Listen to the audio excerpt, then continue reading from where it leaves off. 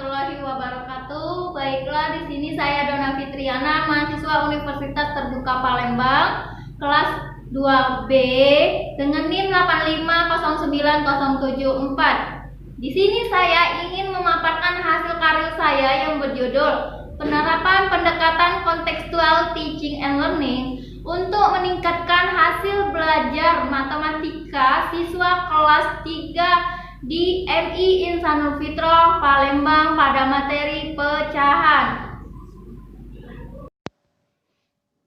Baiklah, di sini saya Dona Fitriana ingin memaparkan hasil karya saya yang berjudul Penerapan Pendekatan Konseptual Teaching and Learning untuk meningkatkan hasil belajar matematika siswa kelas 3 di MI Insanul Fitroh Palembang pada materi pecahan.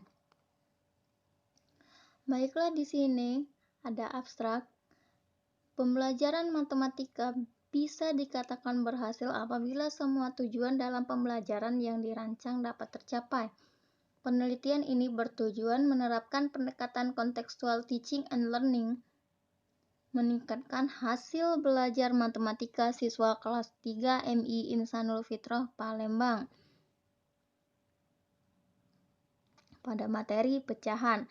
Penelitian ini menggunakan pendekatan kontekstual teaching and learning. Penelitian menggunakan tindakan kelas meliputi perencanaan, pelaksanaan, observasi, dan refleksi. Pelaksanaan ini dilakukan sebanyak 2 siklus. Penelitian ini merupakan simulasi pembelajaran yang dilakukan tanpa anak dan dilakukan di sekolah. Siklus pertama dilakukan pada tanggal 5 Mei 2020, sedangkan siklus yang kedua dilakukan 11 Mei 2020. Berdasarkan uraian di atas, adanya peningkatan kualitas pembelajaran siklus 1 dari pembelajaran prasiklus. Berdasarkan hasil pengamatan observasi teman sejawat dan supervisor 1 pada siklus yang pertama, memiliki kelebihan dan masih juga ditemukan kekurangan yang perlu diperbaiki untuk pembelajaran siklus yang kedua. Sementara itu, berdasarkan hasil pengamatan observasi teman sejawat dan supervisor 1 pada siklus yang kedua, semua proses simulasi pembelajaran sudah berjalan dengan baik dan penerapan pendekatan kontekstual teaching and learning berjalan dengan optimal. Oleh sebab itu, penelitian ini tidak dilanjutkan untuk ke siklus selanjutnya.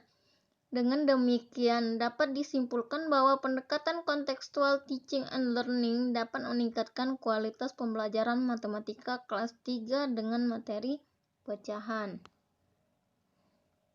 Baiklah, di sini adapun kerangka dari pembuatan karya ilmiah. Yang pertama yaitu ada bab 1 pendahuluan, bab 2 kajian pustaka, dan bab 3 pelaksanaan, bab 4 hasil penelitian dan pembahasan, dan yang bab kelima itu simpulan dan saran. Baiklah, di sini dapat dilihat di situ ada bab 1. Nah, dapat kita lihat di situ ada tabel 1, nilai prasiklus, materi pecahan pada pelajaran matematika. Dapat dilihat di situ ada tabel siswa. Berdasarkan tabel di atas dapat diketahui bahwa dari 22 peserta didik di kelas 3 MI Insanul Fitroh Palembang, ada sebanyak 19 peserta didik dengan persentasi 86,5% peserta didik yang belum mencapai KKM yang telah ditentukan. Dan peserta didik yang sudah mencapai nilai KKM ada sebanyak 3 orang. Sebanyak persentasi 13,5%. Peserta didik menguasai materi pembelajaran. Di situ dapat kita lihat ada identifikasi masalah. Nah, identifikasi masalahnya itu ya ada 3. Yang pertama, kurang minatnya siswa dalam pembelajaran. Yang kedua yaitu kurangnya penguasaan pendekatan pembelajaran. Yang ketiga, rendahnya tingkat keberhasilan. Yang kedua yaitu ada analisis masalahnya. Nah, yang pertama di situ ada guru kurang memberikan motivasi kepada siswa. Yang kedua, guru harus memanfaatkan alat dan bahan pembelajaran. Yang ketiga, guru harus menguasai kondisi kelas. Yang keempat itu ada fasilitas sekolah yang belum memadai. Adapun alternatif dan prioritas pemecah masalahnya. Nah, dapat kita lihat di situ alternatif dan pemecahan masalahnya, yaitu dengan judul penerapan pendekatan kontekstual teaching and learning atau CTL untuk meningkatkan hasil belajar matematika siswa kelas 3 di MI Insanul Fitrah Palembang pada materi pecahan. Di situ ada rumusan masalah. Dapat kita lihat rumusan masalahnya, apakah penerapan pendekatan kontekstual teaching and learning dapat meningkatkan hasil belajar matematika siswa kelas 3 MI Insanul Fitrah Palembang pada materi pecahan. Yang ke bagian C yaitu ada tujuan penelitian perbaikan pembelajaran. Adapun tujuannya yaitu adalah untuk menerapkan pendekatan kontekstual teaching and learning untuk meningkatkan hasil belajar matematika siswa kelas 3 MI Insanul Fitrah Palembang pada materi pecahan. Bagian D yaitu ada manfaat penelitian perbaikan pembelajaran, yaitu ada manfaat untuk bagi guru, manfaat bagi siswa, manfaat bagi sekolah, dan manfaat bagi institusi pendidikan secara umum. Adapun bab 2-nya yaitu kajian pustaka. Dapat kita lihat di situ definisi matematika. Nah, dalam Mustafa 2011 menyebutkan bahwa matematika adalah ilmu tentang kuantitas, bentuk, susunan, dan ukuran. Yang utama adalah pendekatan dan proses untuk menemukan dengan konsep yang tepat dan lambang yang konsisten. Sifat dan hubungan antara jumlah dan ukuran baik secara abstrak, matematika murni, atau dalam keterkaitan manfaat pada matematika terapan. Di situ ada tujuannya, yaitu tujuannya untuk menekankan pada dimensi pedagogik modern dalam pembelajaran, yaitu menggunakan pendekatan dalam pembelajaran matematika. Kegiatan dilakukan agar pembelajaran bermakna, yaitu mengamati, menanya, mencoba, menalar, menyaji, dan mencipta. Di situ ada fungsi dan tujuan matematika, yaitu dalam menurut Dikmenum 2005, matematika berfungsi untuk mengembangkan kemampuan menghitung, mengukur, menurunkan, dan menggunakan rumus matematika yang diperlukan dalam kehidupan sehari-hari. Di situ ada karakteristiknya, yaitu pembelajaran matematika yang diajarkan di SD merupakan matematika sekolah yang terdiri dari bagian-bagian matematika yang dipilih guna menumbuh kembangkan kemampuan-kemampuan dan membentuk pribadi anak secara pedoman kepada perkembangan ilmu pengetahuan dan teknologi. Di situ ada contextual teaching and learning. Yang pertama itu definisi CTL.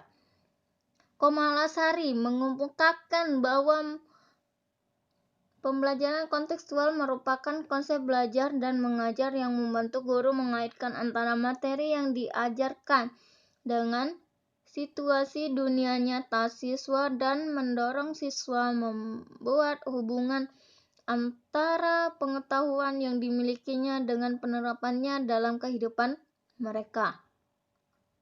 Adapun kelemahan dan kelebihannya di situ, kelebihan dari CTL ialah peserta didik akan dapat merasakan bahwa pembelajaran menjadi miliknya sendiri. Yang kedua, peserta didik memiliki motivasi yang kuat untuk mengikuti kegiatan pembelajaran. Yang ketiga, tumbuhnya rasa demokratis dalam pembelajaran.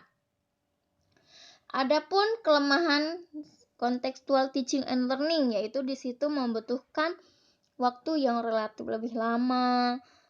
Yang kedua, aktivitas dan pembelajaran cenderung akan didominasi oleh peserta didik. Yang ketiga, pembicaraan dapat menyimpang dari arah pembelajaran yang telah ditetapkan sebelumnya. Adapun langkah-langkahnya, guru membagi siswa dalam beberapa kelompok, guru membagikan lembar kerja peserta didik, guru berkeliling untuk mengamati, memotivasi, dan memfasilitasi kerjasama. Yang keempat, dengan mengacu pada jawaban siswa melalui tanya jawab. Yang kelima, guru mengadakan refleksi dengan menanyakan kepada siswa. Yang keenam, siswa dalam kelompok menyelesaikan lembar kerja peserta didik. Yang ketujuh, siswa mewakili kelompok mempresentasikan hasil kelompok mereka.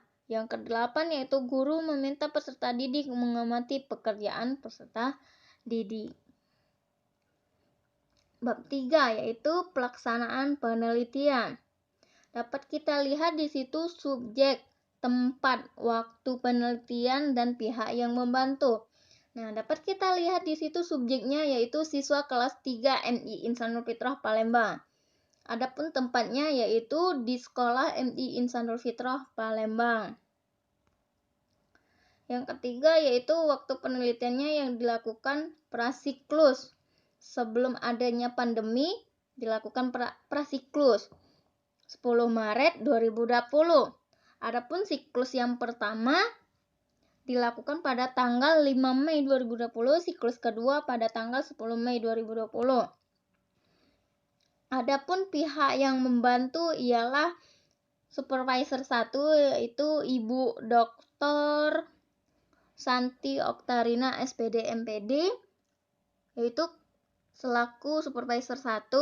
Yang kedua, kepala sekolah Bapak Yopi Eprizal SHMSI selaku memfasilitasi sekolah. Yang ketiga yaitu penilai kedua yaitu Ibu Septiani Rahayu. Adapun desain prosedur pelaksanaan perbaikan pembelajaran. Kedua siklus ini dalam pelaksanaannya melalui beberapa tahap, yaitu meliputi kegiatan perencanaan, pelaksanaan, observasi atau pengamatan, atau pengumpulan data, instrumen, dan refleksi. Adapun perbaikan pembelajaran siklus yang pertama yaitu melakukan perencanaan siklus 1, pelaksanaan siklus 1, yang ketiga pengamatan atau observasi siklus 1, yang keempat refleksi siklus 1.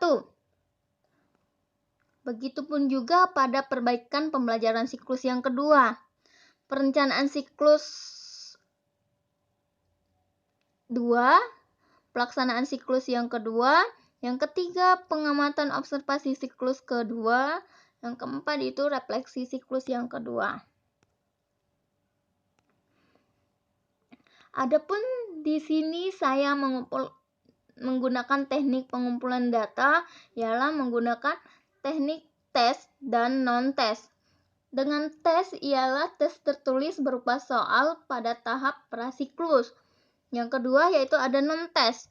Dengan cara non-tes itu ialah mengumpulkan data non-tes dilakukan dalam bentuk pengamatan, observasi oleh teman sejawat dan supervisor 1 Ibu Dr. Santi Oktarina SPD MPD menggunakan lembar format penilaian untuk mengamati simulasi siklus 1 dan siklus 2. Baiklah, di sini saya menggunakan teknik analisis data, yaitu ada dua. Yang pertama ada teknik analisis kualitatif. Kualitatif adalah teknik cara yang digunakan mendeskripsikan data dari hasil pengamatan atau observasi pada video simulasi siklus 1 dan simulasi siklus kedua menggunakan format penilaian simulasi pembelajaran.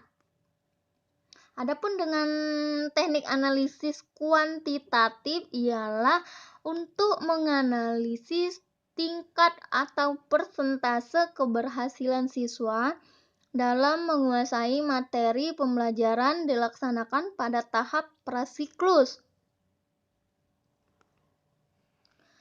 Dapat kita lihat pada bab 4, hasil penelitian dan pembahasan ialah ada deskripsi hasil pelaksanaan pembelajaran simulasi siklus pertama. Nah, yang pertama itu ada perencanaan siklus 1, yang kedua pelaksanaan siklus ke-1, yang ketiga pengamatan atau observasi siklus pertama, yang keempat ada refleksi siklus pertama. Deskripsi hasil pelaksanaan pembelajaran simulasi siklus yang kedua. Yang pertama ada perencanaan siklus yang kedua, pelaksanaan siklus yang kedua, yang ketiga pengamatan atau observasi siklus kedua, yang keempat refleksi siklus kedua. Adapun di sini lembar observasinya.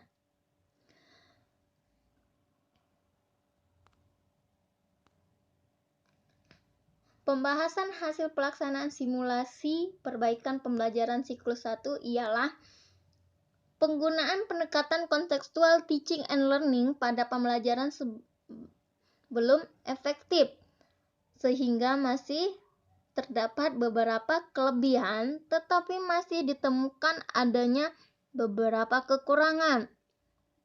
Namun, masih ada beberapa hal yang harus diperbaiki pada siklus selanjutnya.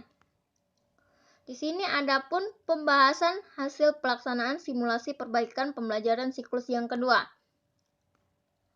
Dalam perbaikan pembelajaran siklus 2 ini dapat dikatakan mengalami peningkatan yang signifikan dibandingkan dengan pembelajaran siklus pertama. Bab 5, kesimpulan dan saran. Kesimpulan, dapat kita lihat dapat disimpulkan bahwa pendekatan kontekstual teaching and learning atau CTL pada kelas 3 bahwa sudah meningkatkan kualitas proses pembelajaran matematika pada materi pecahan berdasarkan hasil observasi dan pengamatan pada siklus pertama dan siklus yang kedua memiliki beberapa kelebihan dan kelemahan dalam rancangan pembelajaran. Yang kedua yaitu adapun sarannya. Guru sebelum melaksanakan pembelajaran harus membuat persiapan yang matang. Yang kedua, dalam kegiatan pembelajaran guru disarankan menggunakan pendekatan kontekstual teaching and learning untuk meningkatkan hasil belajar siswa kelas 3.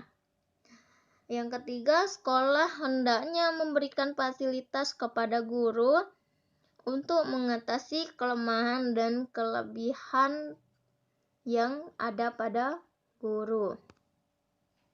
Adapun tindak lanjutnya bagi peneliti selanjutnya, semoga hasil penelitian ini bermanfaat sebagai salah satu referensi bagi peneliti yang ingin melakukan penelitian dengan menggunakan pendekatan kontekstual teaching and learning untuk meningkatkan kualitas belajar dan mengajar di sekolah.